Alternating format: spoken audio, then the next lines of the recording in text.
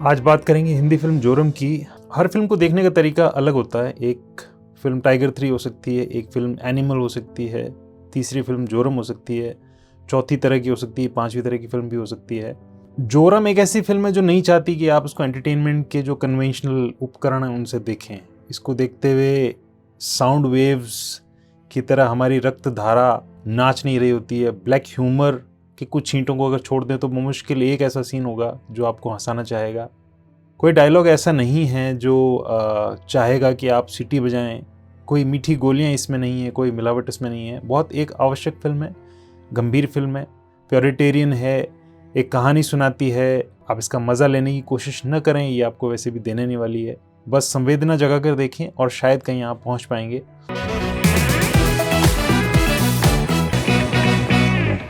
इसकी कहानी शुरू होती है वानों से और दसरू से। दो आदिवासी हैं, झारखंड में कहीं रहते हैं। एक अनुपम चैन और शांति से भरी दोपहर है।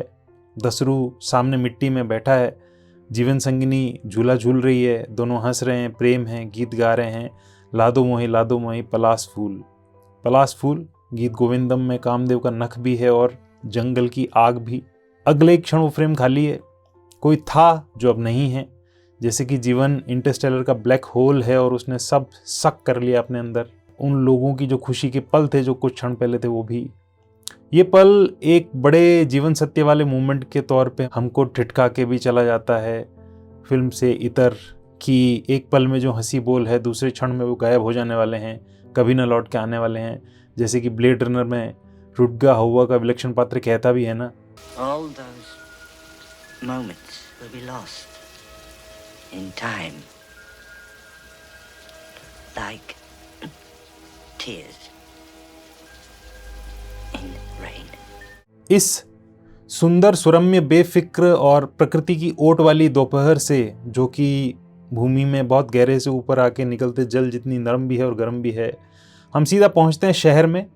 कोई पीठ पे सीमेंट का कट्टा धोते हुए एक कंक्रीट की निर्माणाधीन इमारत की तरफ बढ़ रहा है। साथ में उसकी जीवन संगिनी भी है। वो पीला कंस्ट्रक्शन हेलमेट और ऑरेंज सेफ्टी जैकेट पहन के मजदूरी कर रही है। जैकेट के नीचे बच्ची है, नाम जोरम, 3 महीने की। लेकिन ये लोग यहाँ कैसे पहुँचे, ये सवाल उठता है तुरंत। फिल्म पार्शली इसके बाद एक थ्रिलर में तब्दील होती है जब शाम को बिल्डिंग में अपने टेम्पररी टीन शेड में दसरू पहुँचता है, जिसको मनोज वाजपेयी ने प्ले किया है, और अंदर पत्नी वानो, जिसको तनिष्ठा चैटर्जी ने प्ले किया है, वो उल्टी लटकी है, खून से सनी हुई। वो समझ नहीं पाता, तभी कोई उसके ऊपर हमला कर देता है। 2 लोग, एक उसको मार रहा है, दूसरा उसके वीडियो बना रहा है। वो वीडियो बनाता रहता है, इरिटेटिंग करने की हद तक बनाता रहता है। जब दसरू उसका पीछा करता है तब भी, बिल्डिंग के नीचे जाते हुए भी, बाइक पे बैठते हुए भी और दूर चले जाने तक वो वीडियो ही बनाता रहता है। बहुत अजीब लगता है। और इस एक्ट की विचित्रता वो पहला पल होती है जो आपको इतना ज़्यादा कौंधती है और आपके लिए एक अनोखा सिनेमा मूवमेंट वो क्रिएट करती है। दसरू किस परम कष्ट में है, ये आप यूं समझ लें कि कोई है जो उसके पास से है और उसे मारना चाहता है।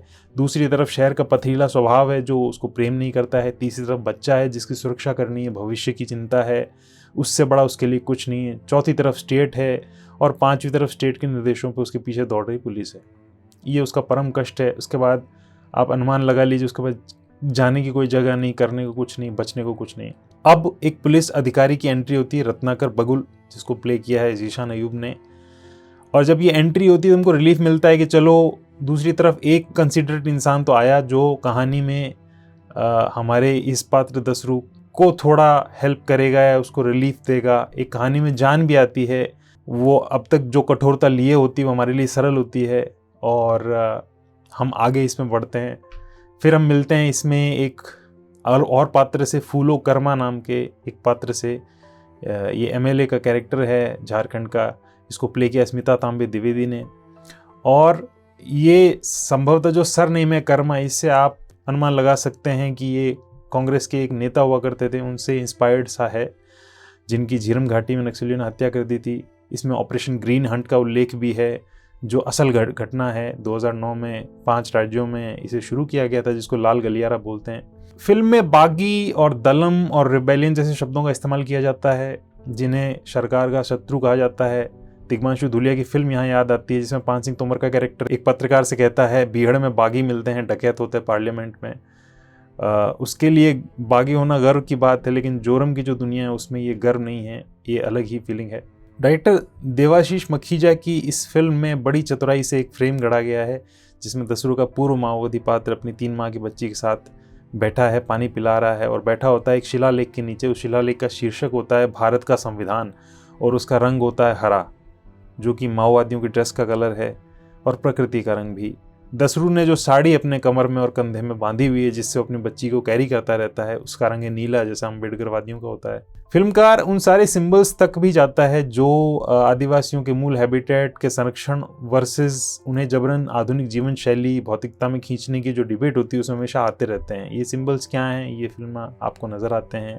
एक विशाल डबल फ्लाईओवर आपको दिखता है, जिसके नीचे बगुल खोजबीन करता है, दसरू भी वहीं से गुजरता है।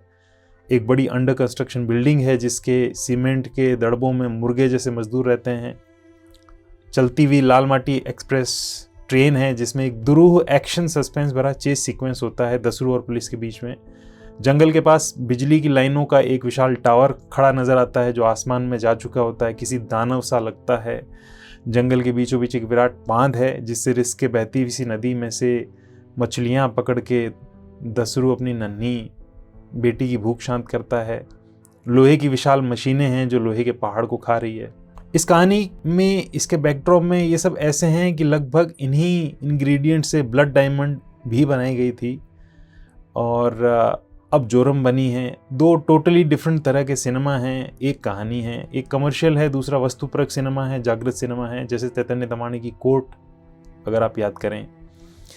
प्योर स्टोरी टेलिंग के लिहाज से 2 चार्मिंग बातें मुझे बहुत आनंद दे गई इस फिल्म में। एक, जहां दसरू भाग रहा है और बगुल उसको पकड़ने का काम कर रहा है। शुरू से आखिर तक दोनों पास पास रहते हैं एक अनकैनी कारण से, और ये बड़ा थ्रिलिंग सा पल होता है जब झारखंड में दसरू एक ट्रैक्टर ट्रॉली में बैठा जा रहा होता है और बगुल एक शोले जैसी साइड कार बुलेट में आ रहा होता है, और दोनों एक दूसरे के पास से छू के ऑलमोस्ट गुजर जाते हैं, उनको पता भी नहीं चलता है, लेकिन दर्शक ये देख पाता है। वो बड़ा अनूठा होता है। दूसरी बात ये कि स्क्रीन प्ले आदिवासियों की करुण कहानी दिखाने पर नहीं टिका है, बल्कि इसके मूल में एक अलग चीज़ है। वो अलग चीज़ ये है कि एक माँ के बदले की कहानी है, और जिस एक्टर ने ये रोल किया है उन्होंने भीषण तरह से किया है। स्मिता तांबे द्विवेदी है, उन्होंने इसको प्ले किया है। उनका जो एक्टर टू कैरेक्टर ट्रांसफॉर्मेशन है, ये 2023 के बेस्ट में रखा जा सकता है। एक प्रेम भरी केयरिंग सी सीधी सरल आम गृहिणी माँ कैसे एक कठोर रुक्ष तपती घातक महिला में तब्दील हो जाती है, ये इस फिल्म का जेम है। स्मिता की पहचान कर पाना भी मुश्किल है। उनकी कठोरता को मैं देयर विल बी ब्लड और अपोकलिप्स नाउ के जो कठोर किरदार है उनकी लाइन में कहीं पीछे खड़ा पाता हूँ।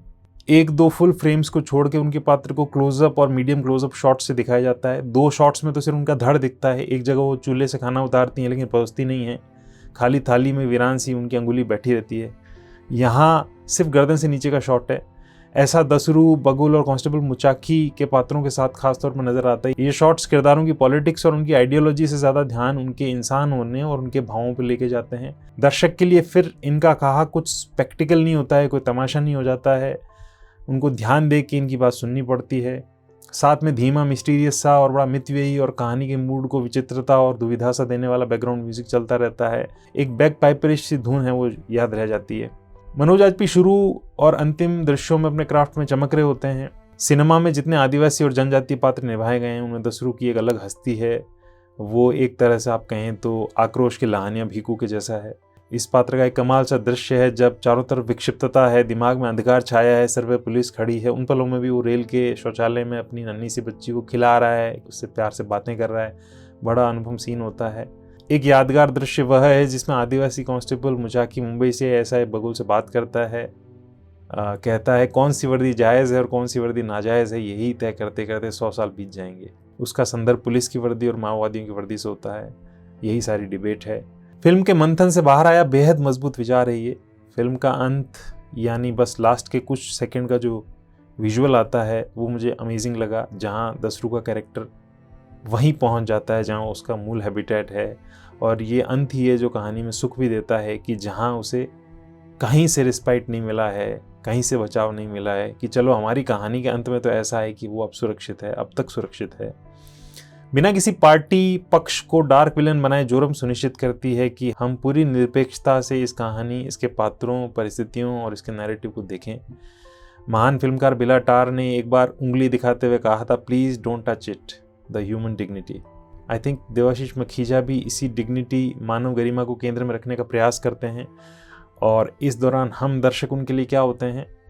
दसरू का पात्र 3 महीने की जिस बच्ची को लेकर पूरी फिल्म में भागा भागा फिर रहा होता है, हम वही शिशु होते हैं, लटके लटके देख रहे होते हैं। शुक्रिया।